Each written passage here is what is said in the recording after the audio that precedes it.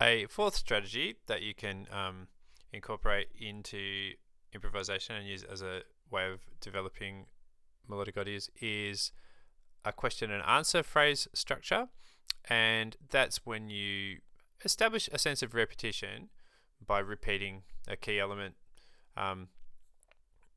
You can do it immediately. You don't have to establish a sense of repetition. You can play an element and then come up with a contrasting phrase, but it's often more effective if you really establish some repetition first, and then you invent or insert a pre-prepared sort of phrase that you have to act as a contrasting sort of phrase. Sometimes like a bit of a climactic phrase at the end of a segment or something that helps inject a bit of excitement into the end of a section. In this kind of style, it can be fun to combine some of the things that we've dealt with before. So if you're trying to establish some repetition of an idea, it can be nice to do that maybe with some theme of variation or some use of sequences. So you're getting the repetition, but it's not getting boring by just being literally the same thing again and again. But it's quite okay to practice this as a beginner, just doing the same thing. And this approach is a good way to kind of sneak in some pre-prepared material, maybe that's a bit flashier or a bit more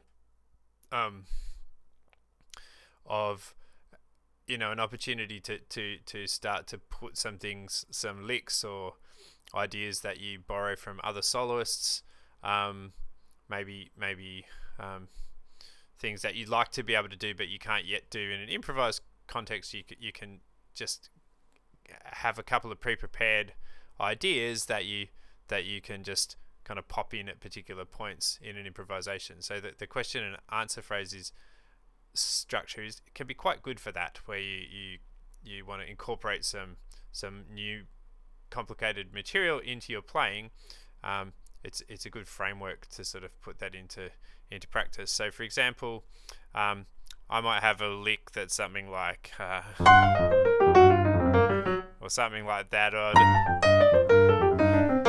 something like that, or something a little bit fast.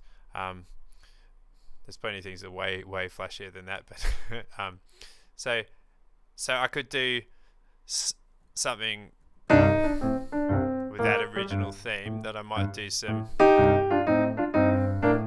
theme and variation,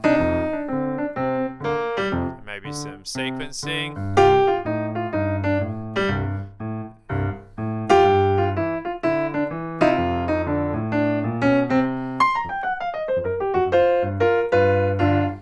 And then a little kind of faster lick at the end that kind of acts as a full stop or a exclamation mark or a punctuation to that repetition that I've built up. And you can think of that as an answer to a question. It's just a language metaphor to kind of help you frame that idea, but that's a really good way of sort of incorporating some pre-prepared material into a simpler structure. That's the question answer phrase technique. And to put all of that into context, also in this term, I'm suggesting you have a look at some turnarounds. So that can also be incorporated into something like this, where maybe you do that, then some harmony, then sequence.